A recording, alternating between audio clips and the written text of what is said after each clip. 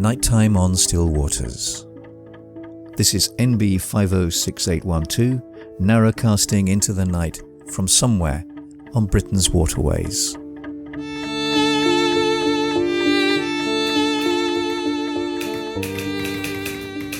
7th of February, Friday. Yesterday's spectacular blood-orange dawn has given way to a dawn without colour or feeling. We pick our way between rutted potholes of slippery mud to the Magpie's scalding laugh. A wicked wind cuts in from the northeast and reminds me that I am, after all, an embodied being.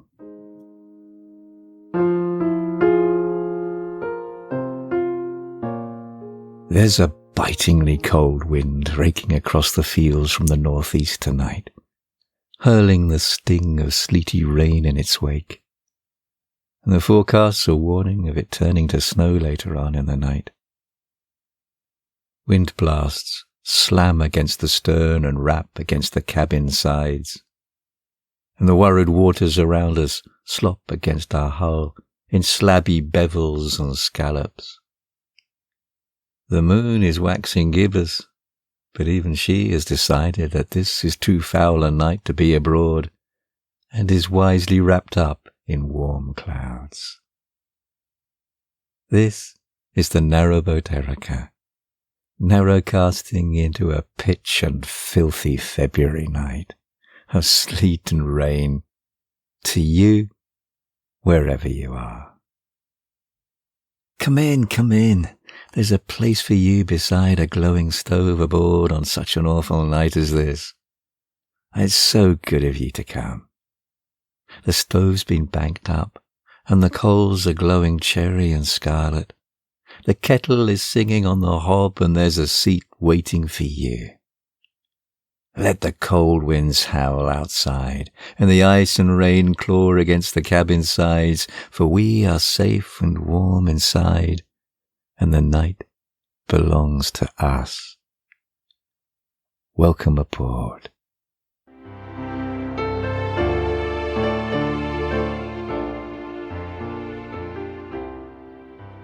February, when winter's bite seems to fasten the deepest. I don't mean just meteorologically. In fact, we've had a couple of gorgeous, almost spring-like days. But emotionally, psychologically. We have passed Imbolc, and the days are clearly lengthening. But with that, we are apt to get a bit impatient, to hurry the new year on, to speed the seasons. We're awake, and where's the sunshine and warmth, the colours in field and hedgerows, the rise of new grass and warm earth on which to lie? Of course they're coming. The signs are everywhere. All along the towpath, the greens of new growth are evident. The surge of nettle and cow parsley.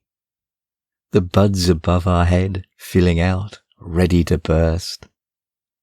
Dylan Thomas's green fuse that drives the flower is fizzing down its cord.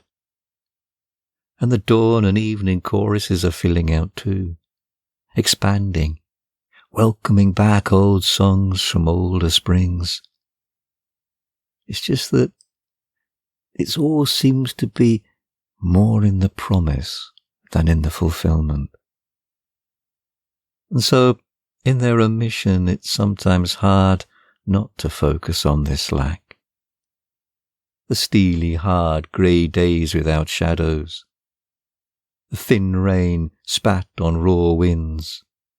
The bald, threadbare greens turned and churned into mud by horse and human, where tall grasses and meadow flowers should wave and flex on summer days. February has a beauty if you can search for it. Days when the early sun sets fire the frost with its red glow, the wheel of red kites on their mating dance, days when the brickwork remembers sun warmth. But it can also be a hard time too. For these are the days, as the early 19th century poet John Clare so picturesquely observes, that send us indoors. But even if the days might bring us a little snow to dampen our fire, it will soon seem to burn as bright again. Days to savour the warmth of home and hearth, and that's not a bad thing at all. Clare knew all about hardship and the hard ways of country living, but he also knew how to cherish those warm, comforting times. Where does comfort's bosom glow? Where lives he a tenant now? In snug places, out of doors, fields or woods or rushy moors? No, for winter occupies every bit of earth and skies. Overhead the clouds are dull, underfoot the roads are full of mire and sludge and water too, that slushes in the ploughman's shoe, and spatters from the hasty horse that has the meadow's flood to cross. So, where is comfort? Can it be underneath the woodland tree, where the shepherds still about found primrose buds ere March was out, and maidens in the summer lay on their elbows in the hay, and labour's self that could not bear to wear his lazy jacket there complains as much as any one, and puts another garment on, and still do all he ever may, he cannot keep the cold away. He buttons up as on he goes, his hat he slouches o'er his nose, and glad to keep the storm behind, he turns his back upon the wind, and knocks his hands and stamps his toes, and in his pocket as he goes will hide them, yet do what he may, he can't get out of winter's way. Where is comfort? Maybe here, sitting in the elbow chair, with a pipe beneath his nose, while the smoke at leisure goes. Up again the mantle tree, in a wreath of silver grey, with a jug of gingered ale, or a little book that owns a tale. For merry-making, not too long, and what is better, shorter song, while in the chimney-top the snow falls right upon the fire below, with just a little quench, and then it seems to burn as bright again. And when I am outdoors, lately I've been finding myself leaning against a nearby fence, lost to the world and in the world. A slow movement of ewes, heavy with lamb on the pock-marked fields where the beaks of rooks have fished their leavings, and the seemingly impromptu meetings of birds, dotted thick along the telegraph wires or as leaf-black clusters on the field oaks. Sometimes jackdaws, sometimes starlings, sometimes rooks, and the ducks that huddle together on the brickwork outflow culvert and doze in the fleeting sunlight. You can use a lot of time leaning on a nearby fence. Perhaps that's why Thomas Hardy's The Darkling Thrush, written some 60 years after Clare, resonates so vividly with me at this time. I first heard it as an undergraduate. It was read to us in one class by my Old Testament studies lecturer. I have to confess, not much of the poem impressed me at the time, I was still too eager to learn new things rather than reflect on old poetry. However, what I do remember, and it will remain forever with me, was this gentle man's sensitive explanation of it, and most of all, the poignant wistfulness of his conclusion that even in Hardy's godless world, a world depicted so vividly in Matthew Arnold's Dover Beach, which we've just been studying, and even if we have to share this disenchanted landscape of mechanization and cows without names, that there may be some small flicker of hope that in it we might find something that would stir in us a song of praise and cause something within us to fling our soul upon the growing gloom. That one unnotable lecture is probably the one lecture that remains with me the most. And reading the poem again after all of these years, I see other things too that possibly call even more deeply to me now. The Darkling Thrush by Thomas Hardy. I leant upon a coppice gate when frost was spectre grey, and winter's dregs made desolate the weakening eye of day. The tangled bine stems scored the sky like strings of broken lyres, and all mankind that haunted nigh had sought their household fires. The land's sharp features seemed to be the century's corpse outleant, his crypt the cloudy canopy, the wind his death lament, and the ancient pulse of germ and birth was shrunken, hard and dry, and every spirit upon earth seemed fervorless as I. And at once a voice arose among the bleak twigs overhead, in a full-hearted evensong of joy illimited. An aged thrush, frail, gaunt, and small, in blast-beruffled plume, had chosen thus to fling his soul upon the growing gloom.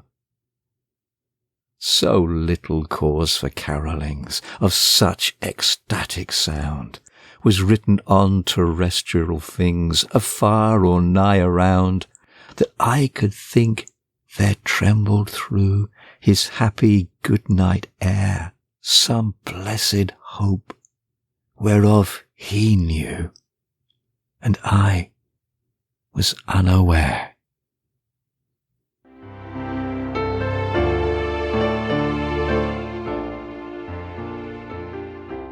If you contacted me following the last episode, The Changes That Come, thank you.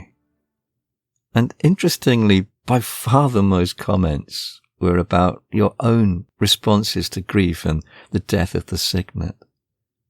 And I'm not going to signal anyone out, as they all seem so very personal. But thank you. I really appreciate your openness and your words and your thoughts. I hadn't really properly considered or was aware of how invested you, the listener, can be with the different lives mentioned in the podcasts. And so it's with a special thank you for how you shared such personal feelings. And it also points to your own deep connections and empathies with the world around you and all the lives that live within it. And for that I'm so heartened and glad. And there were also a lot of comments about the change in the music, and thank you so much again for your thoughts and your reassurances. And I'm really pleased that you haven't found the change too disruptive, and that so many of you felt that although Saint-Saëns' The Swan will be missed, the new theme is a good substitute. And yes, I was aware that there are some versions of the Swan that are free, or when you actually look into it, relatively cheap to use. However, these tended to have a very different feel to the recording that I was been using. In fact, when I was starting to look for a theme, first of all, I initially discounted the Swan and the number of modern versions of it. And the recording that I ended up using was, in fact, a very old one. And the slightly poor quality of its recording, I felt, added a rather strange but lovely poignancy and wistfulness to it that a lot of the modern recordings seem to lack with their polish and finesse. And therefore felt that a complete change was better than trying to include the song but in a different form with its different feeling. And I really liked and appreciated the comment on Mastodon by Mind Shambles. I hadn't made that connection between the sense of an era ending with the death of the Signet and so many, many other changes that are happening, and the change in the theme music. And now you mention it, yes, there does appear to be a sense of congruity about all of this. I did note that it was also the 150th episode that I had recorded, and though obviously it was all entirely unplanned, it sort of seemed quite an apt way to start with a new page and new music. And I also loved Tanya Yorge's comment on YouTube pointing out all the interconnections within that episode, and that, as she says, even your music is undergoing its own death and rebirth. It's a wonderful way of putting it, Tanya. Thank you. And thank you to Lee and to Jason and to Tracy Thomas. And hello and thank you to Anna McKellar. Anna, yeah, I think you are absolutely right. That's true. And hello and thank you to Richard Noble. It's great to hear from you, Richard. And also, thank you to Linda Reynolds-Perkins for such a deeply felt and touching email. And I'm so pleased that you feel that the music fitted so perfectly with the podcast. I also love that quote, "We are all just here to walk each other home." I so love that, and I'm going to have to look up some more Ram Dass. JP, over on Mastodon, I'm so happy that you're loving the podcast. Thank you. And to Sem El Rao, thank you. I'm so pleased also that this podcast feels like an anchor point in a whirlwind of a world. And hello to Shocky. Thank you so much, Archie. I'm really pleased that you felt that the new theme fits the podcast so well. And also over on YouTube, Suma207, thank you so much for your really kind comment. And also to Colin Rudd, thank you, Colin, for that link to Judy Collins' Secret Gardens. Yeah, beautifully poignant and touching. Thank you. And hello also to John McMunn. And thank you so much for your welcome to YouTube. Yes, it does seem to have a character all of its own, doesn't it? I have to say, coming to YouTube from the rather uncluttered and unfenced meadows of the podcasting hosts where creativity seems to be fostered and encouraged for its own sake rather than just creating a product, it does feel more than a little corporate there. Producing algorithm-friendly content rather than creative expression for its own joy seems to be the byword. And I know that Nighttime on Still Waters fits rather uneasily here and is resolutely holding out against the trends, but this has never been about the statistics, only the depth of experience, and I figure that there are people here that feel the same, and that's enough for me. And thank you, as always, for all your support and for coming along for this journey, even if it's just for one episode or even part of an episode, or for the whole length. I do appreciate you being here. And thank you to all of our Lockwheelers for continuing to support this podcast.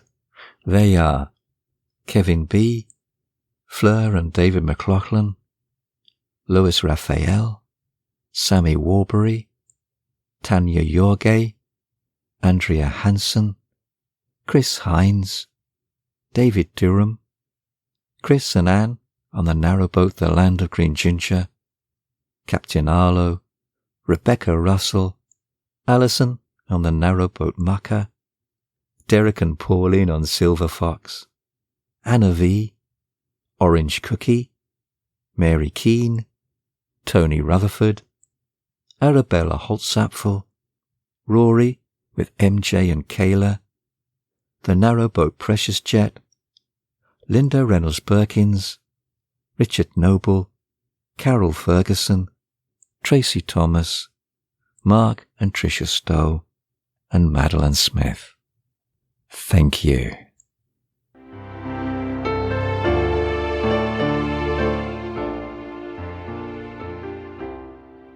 On the gentle westward slope below the convocation of oaks, the sun has set 40 minutes earlier, the sky blood orange red, clouds picked out in desert islands of deep mauves, lights beginning to sparkle and flash across the vale. Homeward bound commuters tracing invisible lanes among the contours and hedge lines of lanes unknown. And I am here, on a small hill, just as unknown to them, looking out across the half-lighted checkerboard of fields and woodland, village and town, watching the dart and flare of white and red lights, briefly, oh so briefly visible, and then gone. Jackdaws circle in sweeping, ragged murmurations. Rooks gang around the haggard stoop of the one oak. Venus pierces deep into the coloured fabric of evening. The air smells damp and loamy. And on some hidden, to me at least, cue, the rooks lift into the air, swinging across the eastern edges of the coming nightfall, feather-light and piratical, leading tattered smoke trails across the darkening sky. The glowworm of a commuter train rattles across fields of cow and sheep, heading north. And Orion, climbing just above the southern horizon, slowly appears through the light wash of Stratford's conurbation. It's the line of 3 stars of Orion's belt, ruler straight, that catch my eye. On a winter's night they always catch my eye first. Even on a winter's night like this, with the growling orange eye of Mars so bright, a few handspans to the north from the orangey glow of Betelgeuse on the hunter's right shoulder. But my eye is drawn to that familiar belt, fading in and out of sight. Alnitak, Alnilam, and Mintaka, the familiar anchor point in the whole wheeling universe above my head. I have looked up into Orion at his belt since I was small, a tiny pattern amidst a jumble of stars that never looked quite like my book of constellations, no matter how hard I squinted. Here, under the plough, I was safe. Although it wasn't until I was worryingly old did I come to realize that my plough was often, in fact, the Great Bear. Alnitak, Alnilam, and Mintaka. Once upon a time I could rattle their names off, and all the other stars that form the constellation of Orion, including some of the minor players just visible to the naked eye at least. and I could tell you which of them were triple stars, solar orbits upon orbits, and which were gas giants, and which were clusters, but no more. I even had to look up the names of the stars that form the belt, and 2 of them struck me as being coldly unfamiliar. Did I really used to recite those names to myself as I cycled home, lit by the flickering last coaxings of a dying ever-ready battery? But I have no recollection of those names, the shapes the letters form, the sounds of them upon my tongue. And it feels a little like accidentally bumping into someone who suddenly claims that they knew you 20 or 30 years back, and you stare blankly at them and say things like, "Wow, wow," and "Who'd have thought it?" and "My, doesn't time fly?" And you can see that they are suddenly full of warmth of friendship and shared memories, and you are left feeling strangely tilted and disoriented. Yes, Alnatak, Alnilam and Mintaka. Did I really used to know you? And did you know me? And stars might be different. I have long since stopped chanting to myself star names, as I did when I raced my rattling bicycle under the night skies along the roads and lanes of Hertfordshire. I stopped not because I no longer was looking. It was just that my looking had, unknown to me, opened newer ways of seeing that took me beyond a need for a naming of names. They were becoming a part of my life and history, too full to be constrained by a name. Staring into the night sky was becoming an encounter too personal, too intimate, too primal.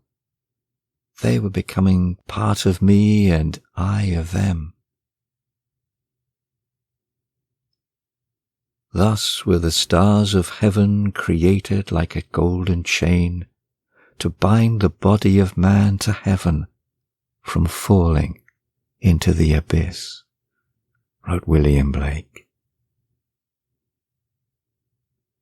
And for a long time now, Orion's belt, the 3 fishermen, or the 3 runners, has sufficed to contain my lifetime being under its gaze. And my night sky is shifting, looking different. The bleaching effect of light pollution is playing a part. However, I also suspect it's the effect of age on my eyesight. And whatever the cause, it's been a long time since I've properly seen the Milky Way.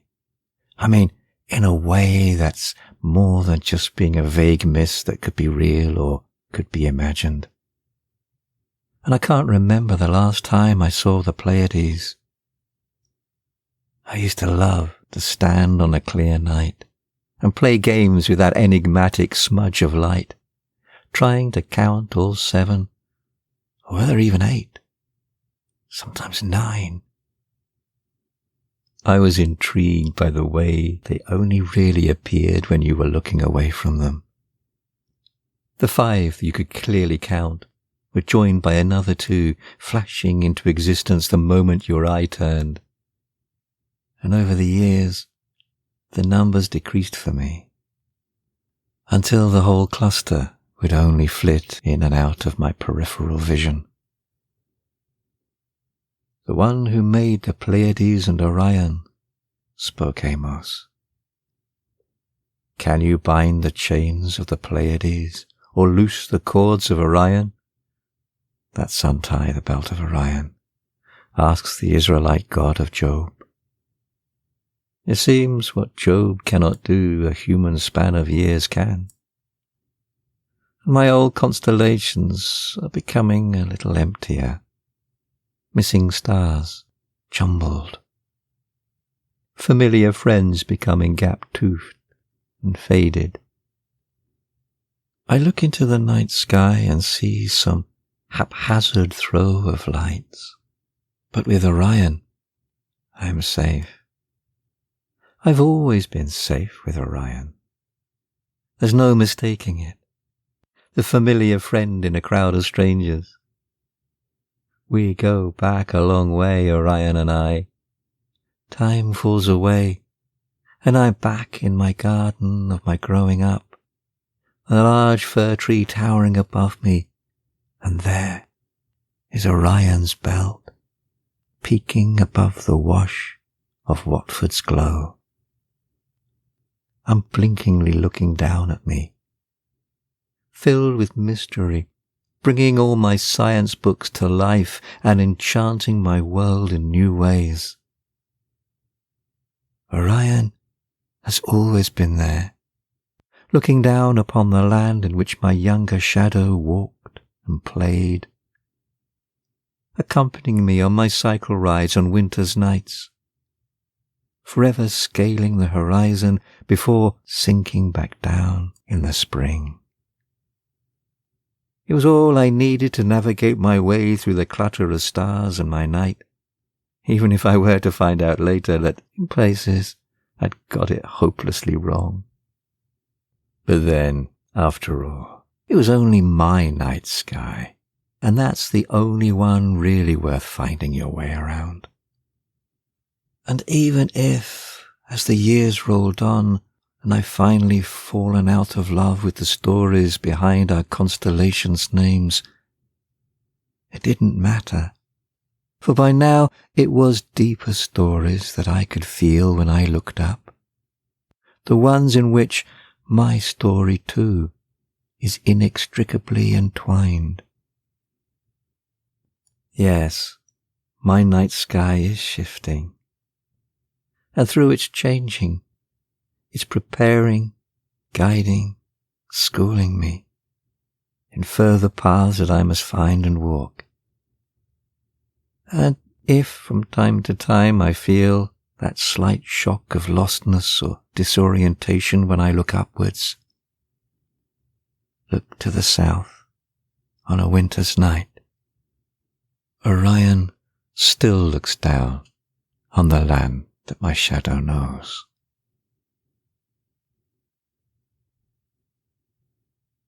This is the Narrowboat Erica, signing off for the night and wishing you a very warm, restful, peaceful night. Good night. Temperature outside 1.4 degrees, inside 23 degrees, humidity 87%,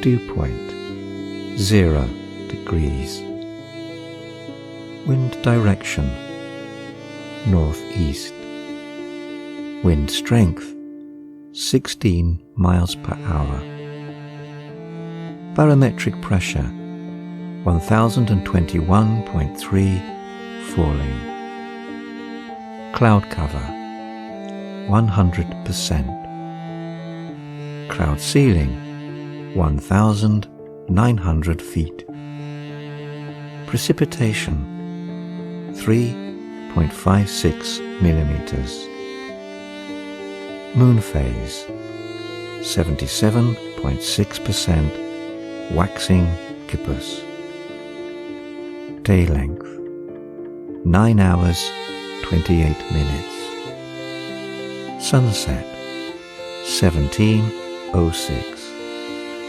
sky casting 7:36.